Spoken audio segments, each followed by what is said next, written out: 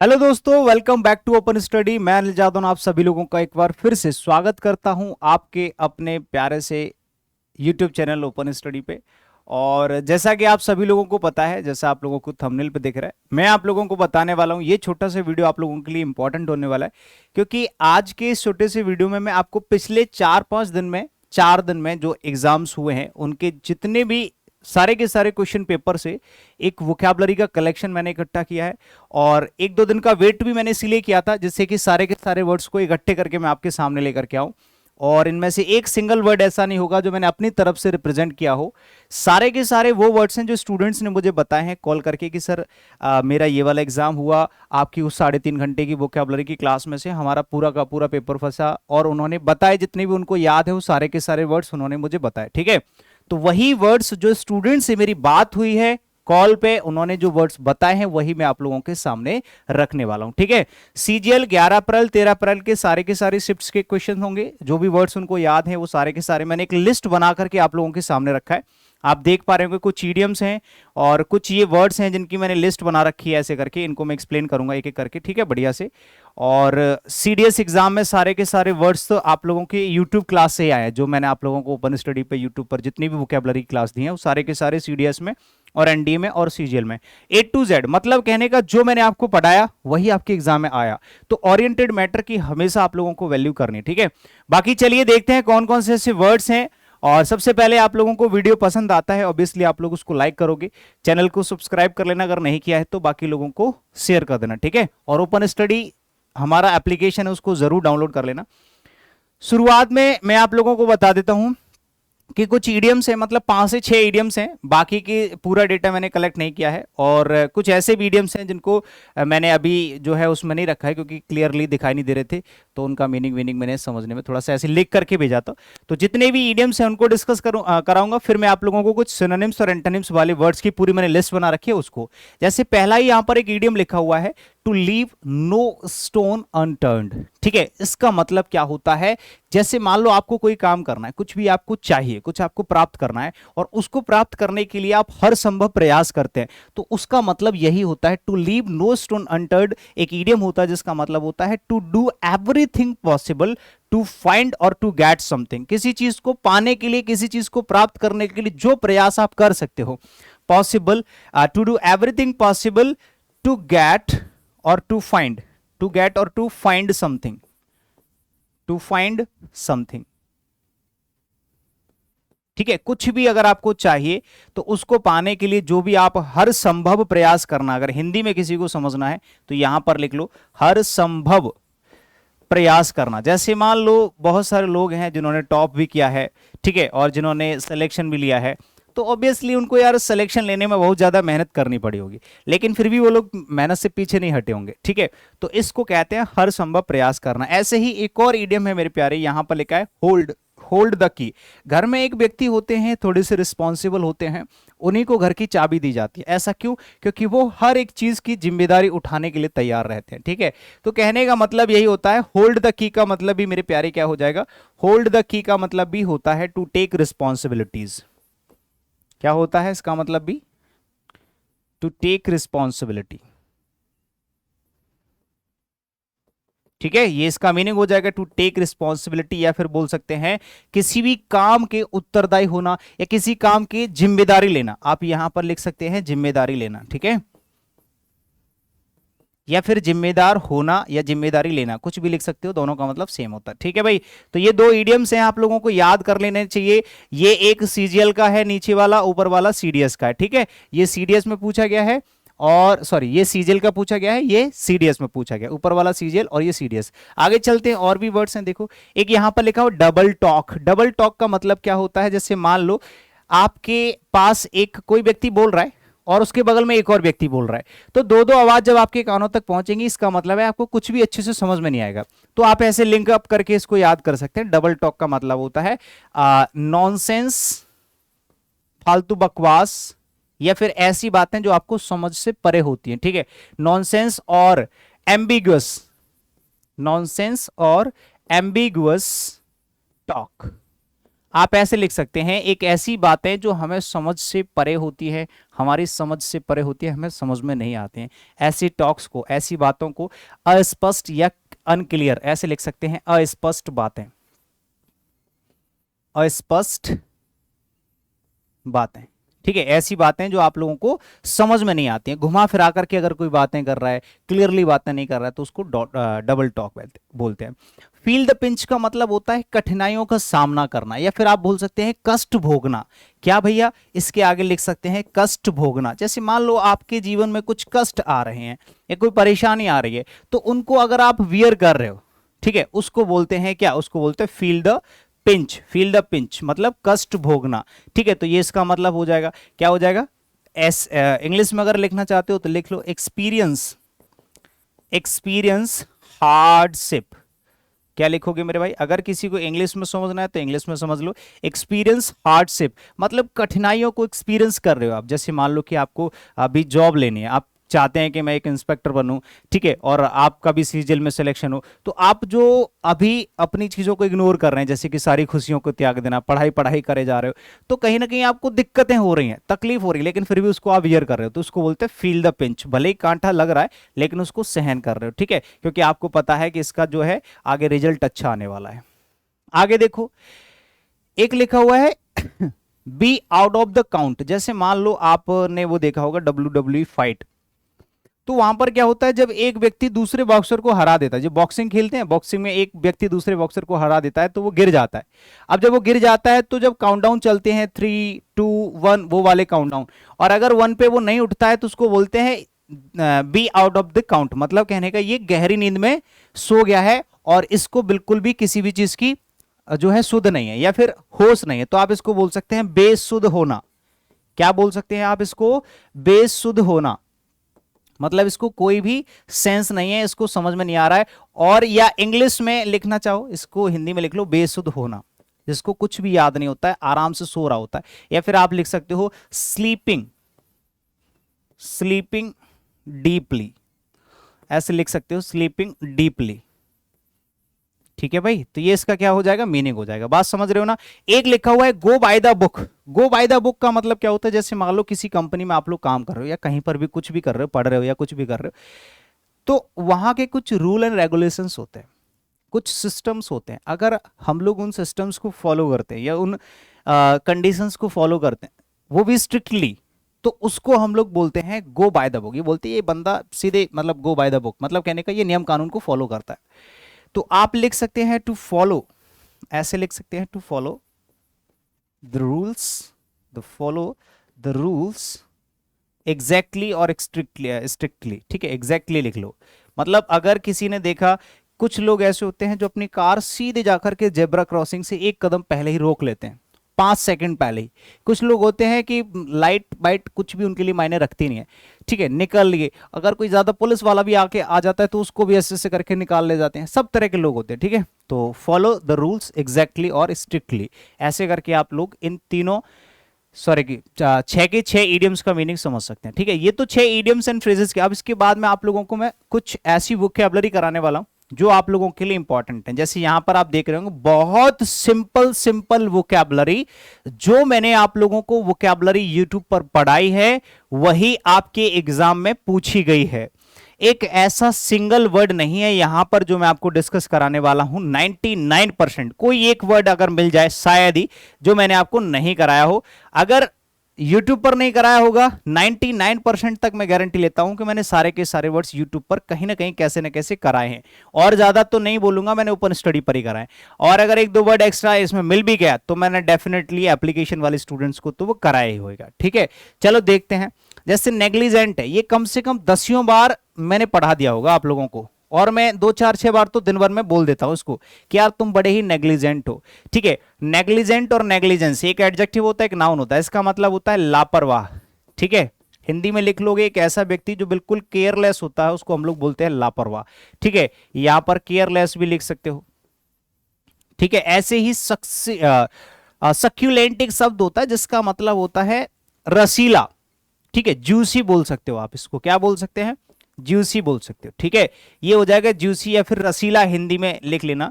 कोई भी ऐसी चीज जिसमें थोड़ा सा रस होता है, ठीक है, भरा हुआ होता है, रस से भरा हुआ होता है, उसको बोलते हैं सक्यूलेंट, ठीक है। रेक्टिफाई का मतलब होता है टू इम्प्रूव, ठीक है। क्या मतलब होता है भाई, इसका मतलब होता है इम्प्रूव करना, किसी चीज को सुधारना, मॉडिफाई करना, ठीक है, सुधारना यानी कि मॉडिफाई करना, किसी भी चीज को रेक्टिफाई मतलब मॉडिफाई करना। लस का मतलब होता है ग्रीन या फिर हरा भरा, ठीक है। क्या भाई, हरा भरा बोल सकते हैं, फलता फूलता बोल सकते हैं, बोलते हैं कि यार ये एकदम हरियाली छाई हुई है, मतलब ये फलता फूलता है, इसमें ग्रोइंग बोल सकते हैं, ये चीज ग्रोइंग है, ठीक है। फलता फूलता ऐसे लिख लो, हिंदी में आप लोग इसको अच्छे से समझ पाओ तो अच्छे से समझ लेना, फलता फूलता इसका मीनिंग होता है। प्रैक्टिकली मैंने आप लोगों को समझा ही दिया, कोई भी ऐसी चीज जो ग्रोइंग होती है, मैंने बोलते कि यार हमारे खेत की हरियाली देख रहे, मतलब हमारी जो फसल है वो एकदम लस है, ठीक है, ग्रीनरी। एजिटेट का मतलब होता है किसी को इंसाइट करना, कुछ गलत काम करने के लिए उकसाना या भड़काना, ठीक है। उग्र दल जो लोग होते हैं ना, तो किसी को उकसाना या भड़काना, ये इसका मीनिंग हो जाता है, उकसाना किसी को, ठीक है, इंसाइट करना, लिख सकते हो इंसाइट। और ये स्पेशली नेगेटिव सेंस में इस्तेमाल किए जाते हैं, किसी को चिढ़ाना। मॉइस्चराइजर क्रीम से बन गया है मॉइस्ट, मॉइस्ट मतलब हल्की सी नम, कोई ऐसी गीली चीज है मतलब नम है आप बोल सकते हैं, ठीक है, तो उसको बोलते हैं मॉइस्ट। तो ये यहां पर नेग्लिजेंट, सक्यूलेंट, रेक्टिफाई, लस, एजिटेट और मॉइस्ट, ये सारे के सारे वर्ड्स आपके एग्जाम में पूछे गए हैं। इसके बाद आ जाते हैं ये सारे के सारे वर्ड, ऐसा कौन सा शब्द है जो मैंने आपको नहीं कराया, स्पेशली इसमें 4-5 वर्ड तो मैंने वही लिख दिए हैं एग्जैक्टली जो सीडीएस के एग्जाम में सारे के सारे जो वो पूछे गए हैं, क्या बोलते हैं, ऑप्शन, ऑप्शन सहित लिख दिए हैं मैंने। जैसे रेटिसेंट है, तो रेटिसेंट एक वन वर्ड में भी पूछा जाता है और सिनोनिम एंटोनिम में भी पूछा जाता है, ठीक है। इसका मतलब होता है अल्पभाषी। अब आप कहोगे कि सर ये अल्पभाषी कौन होता है, एक ऐसा व्यक्ति जो बहुत कम बोलता है, ठीक है, हाँ, लेस वर्डी बोल सकते हैं, एक ऐसा व्यक्ति जो कम बोलता है, मतलब बहुत कम शब्दों का इस्तेमाल करता है। अगर मैं यहां पर स्टेटमेंट लिखूंगा तो बड़ा हो जाएगा, तो सिर्फ अभी मीनिंग समझते चलो, word plus meaning, word plus meaning ऐसे समझते चलो, ठीक है। डोरमेंट का मतलब होता है आलसी, एक ऐसा व्यक्ति जो बहुत ज्यादा आलसी होता है, निष्क्रिय होता है, इनएक्टिव होता है, लेजी होता है, ठीक है, उसको बोलते हैं इनएक्टिव या फिर लेजी बोल सकते हो आप उसको, ठीक है भाई। ऐसे अल्पभाषी होता है कम बोलने वाला व्यक्ति जो बहुत कम बोलता है, अल्पभाषी, ठीक है। हाँ, चैनल को सब्सक्राइब कर लेना, अपने दोस्तों को भी बता देना और वीडियो को लाइक जरूर करना, ठीक है, क्योंकि ये रिकॉर्डेड वीडियो तो ऑब्वियसली आप मेरे सामने नहीं हो, ठीक है भाई, सभी लोगों से गुजारिश है।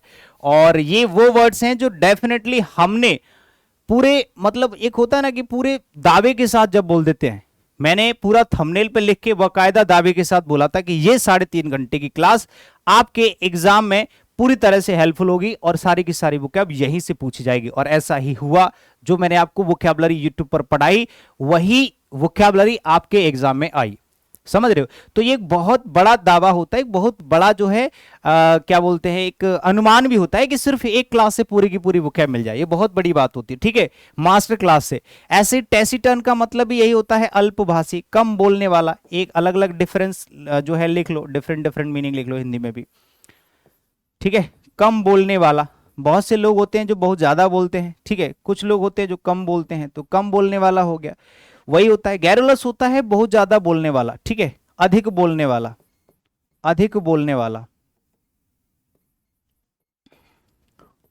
अधिक बोलने वाला। आप या बोल सकते हैं वाचाल, ठीक है, टॉकेटिव, ठीक है, इसको बोलते हैं टॉकेटिव।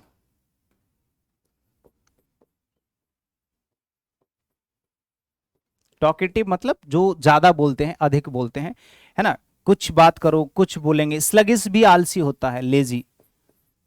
स्लगिस भी कैसा होता है भाई, स्लग मैंने कल ही कराया था, ये वर्ड कल कराया था मैंने, शायद कल या हाँ कल के मॉक टेस्ट में जो सीएचएसएल का मॉक टेस्ट था, स्लग वर्ड आया था इसमें, स्लग मैंने कल कराया था, याद हो तो शाम वाली 7 बजे क्लास में, ठीक है। हाँ, तो स्लग मतलब होता है आलसी, या फिर स्लगिस मतलब होता है आलसी, स्लग मतलब होता है आलस, ठीक है।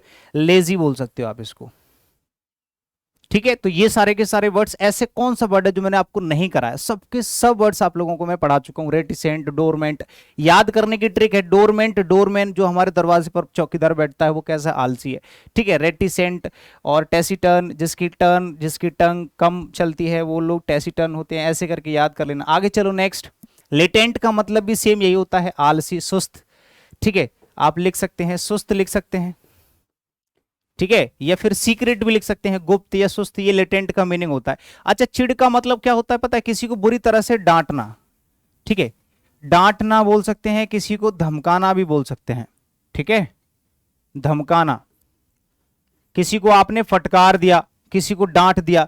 एक यहां पर एडमोनिश होता है, किसी को चेतावनी देना, चेतावनी देना कहने का मतलब ये भी वही होता है, किसी को धमकाना, ठीक है, ठीक है, किसी को धमका दे, देख सुन भाई आज के बाद ना तू मेरे से बात मत कर जाइए वरना सोच ले, ऐसे करके बोल गए। तो हालांकि उसको सीधे सीधे शब्दों में बात करिए, लेकिन उसमें कहीं ना कहीं एक धमकी छिपी हुई है, कहीं ना कहीं एक चेतावनी कि अगर तूने ऐसा किया तो आगे तेरी खैर नहीं है, ठीक है। तो इस तरह से जब हम किसी को धमकी देते हैं, किसी को चेतावनी देते हैं, किसी को हम ऐसे डांट देते हैं कि भाई साहब आज के बाद ऐसा कर मत जाइए, ठीक है, ऐसे करके ये होता है। एक होता है रेप्रीमेंड, ये कितना इंपॉर्टेंट शब्द है, मैं आपको बार बार बोलता था भैया इसको रट लो, इसको याद कर लो, इसको लिख लो, समझ लो, दिमाग में सेट कर लो। रेप्रीमेंड, रेप्रीमेंड इसका मतलब भी डांटना होता है भैया। बताओ, ये सारे के सारे ऑप्शंस भी मैंने लिख रखे हैं, एक रीजन है मैंने यहां पर सारे के सारे वर्ड्स इस तरह से क्यों लिखे हैं, क्योंकि ऑप्शंस भी मैंने वही वही चूज करे हैं जो सबसे ज्यादा इंपॉर्टेंट हैं और वो आगे आने वाले एग्जाम में भी आने वाले हैं।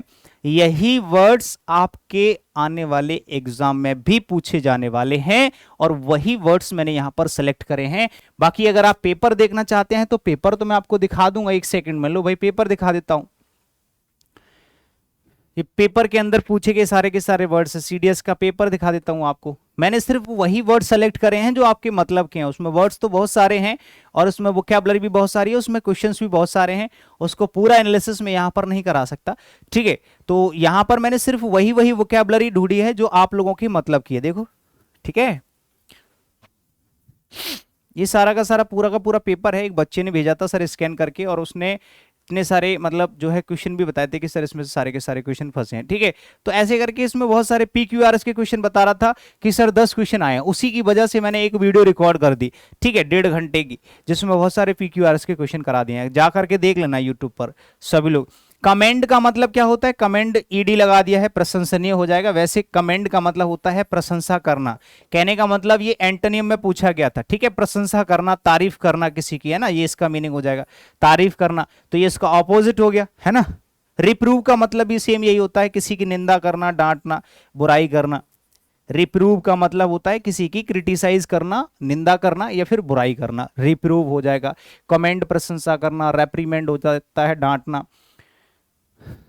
एक शब्द है चेरिस, एक है कैओस, एक है सेलेसियल। देखो सारे के सारे नॉर्मल वर्ड्स हैं। देखो चेरिस का मतलब क्या होता है?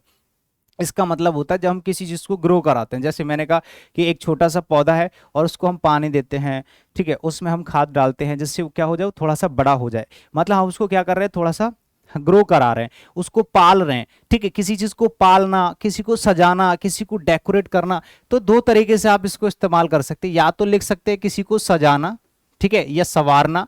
तो सजाना संवारना मतलब उसको हम क्या कर रहे हैं, तैयार कर रहे हैं, मतलब पालन कर रहे हैं, उसका क्या कर रहे हैं, पालना, ठीक है, उसको पोस रहे हैं, पाल रहे हैं, पोस रहे हैं, तो वो भी इसका मीनिंग होता है। आप इसका इंग्लिश मीनिंग लिखना चाहो तो डेकोरेट कर सकते हो। और डेकोरेट वैसे कॉमन वर्ड है लेकिन एग्जाम में ये भी पूछा गया। जीनियस कॉमन वर्ड है लेकिन एग्जाम में वो भी पूछा गया है। समझ रहे हो, इंपॉर्टेंट शब्द है। इंपॉर्टेंट कितना इंपॉर्टेंट होगा भाई, सबको आता है, वो भी एग्जाम के ऑप्शन में आता है, याद रखना। कैओस एक शब्द होता है, एक सेलेशियल होता है। देखो एक अर्थली होता है, फॉन्डनेस है, गिबोस है, ये सारे के सारे कॉमन वर्ड्स हैं, ठीक है। और देखो सेलेसियल बॉडीज आप लोगों ने सुना है, सेलेसियल बॉडीज बोलते हैं कि ये तो यार आकाशीय पिंड या खगोलीय पिंड ऐसे करके बोलते हैं। अब जब ये चीज आकाशीय है तो फिर ये क्या है भाई, ये अर्थली क्या हो जाएगा, इसका करेक्ट आंसर हो जाना चाहिए। क्या हो जाना चाहिए भाई, करेक्ट आंसर हो जाना चाहिए। अब नीचे लिखा हुआ है फॉन्डनेस, तो फॉन्ड से बन गया। फॉन्डनेस क्या किससे बना है भाई, फॉन्ड से बना है।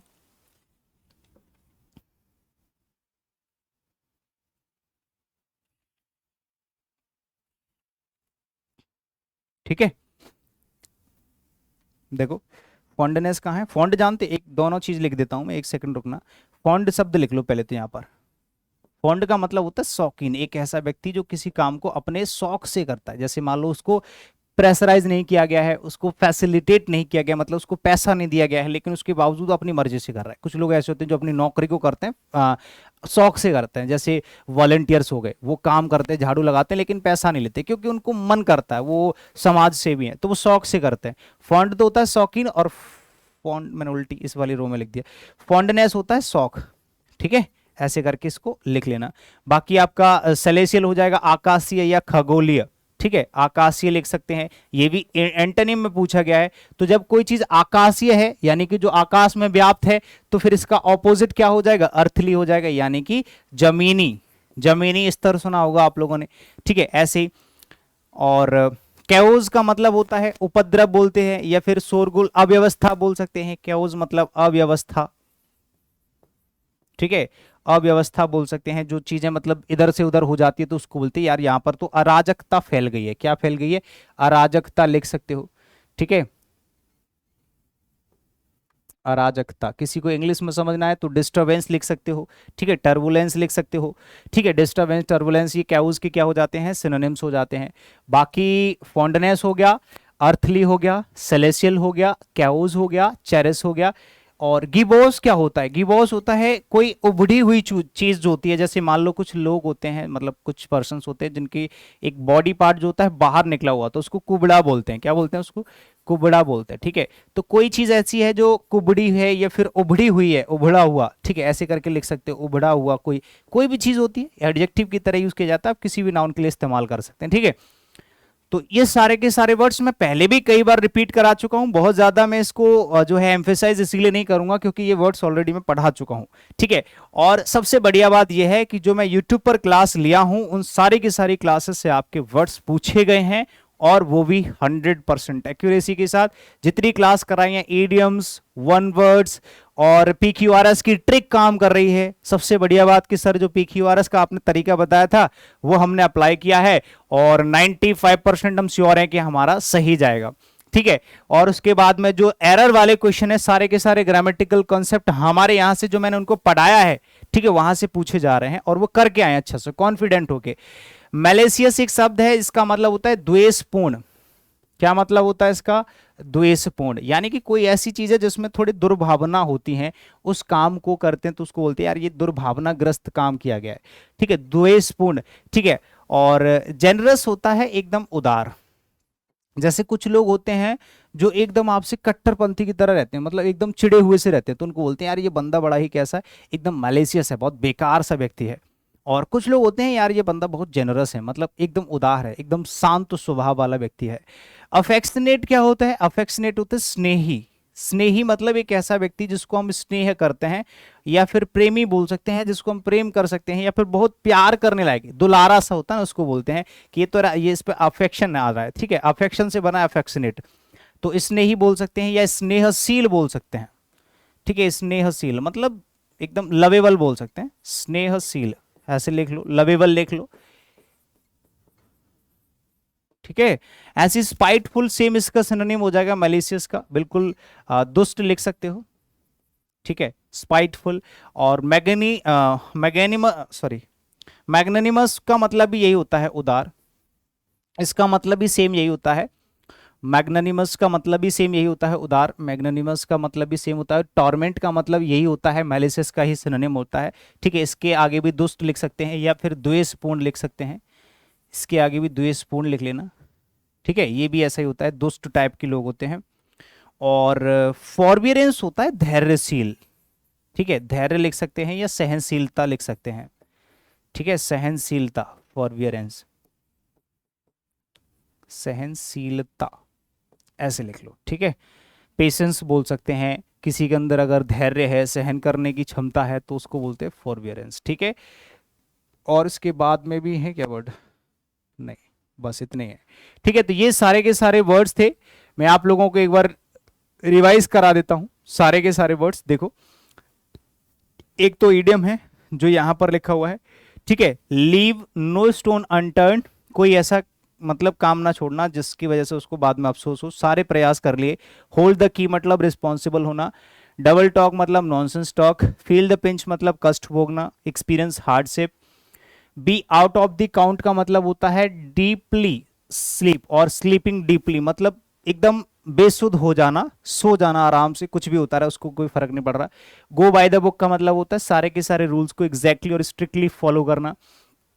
कुछ शब्द है, नेग्लिजेंस लापरवाह होता है, केयरलेस, सेक्युलेंट होता है जूसी यानी कि रसीला, रेक्टिफाई होता है किसी चीज को इंप्रूव करना, सुधारना, लस होता है ग्रीन या फिर हरा भरा एकदम, एजिटेट होता है किसी चीज को उकसाना चढ़ाना, मॉइस्ट होता है नम एकदम गीला हल्का गीला, रेटिसेंट अल्पभाषी कम बोलने वाला, डोरमेंट और आलसी होता है, स्लगिस भी आलसी होता है, गैरोलस बाचाल होता है बहुत ज्यादा बोलने वाला, एक होता है टैसिटर्न इसका ऑपोजिट होता है कम बोलने वाला, सेम लेटेंट होता है आलसी, चिढ़ होता है किसी को डांटना, एडमोनिस डांटना, रेप्रीमेंट डांटना, कमेंड होता है किसी को प्रशंसा करना, और रिप्रूव मतलब किसी की निंदा करना बुराई करना, चेरिस होता है किसी को सजाना पालन पोषण करना, और कैउस होता है अव्यवस्था दुर्व्यवस्था या फिर अराजकता बोल सकते हैं। एक होता है सेलेशियल मतलब आकाशीय खगोलीय, ठीक है, सेलेशियल होता है, अर्थली होता है जमीनी, तो ये इसका ऑपोजिट हो जाएगा।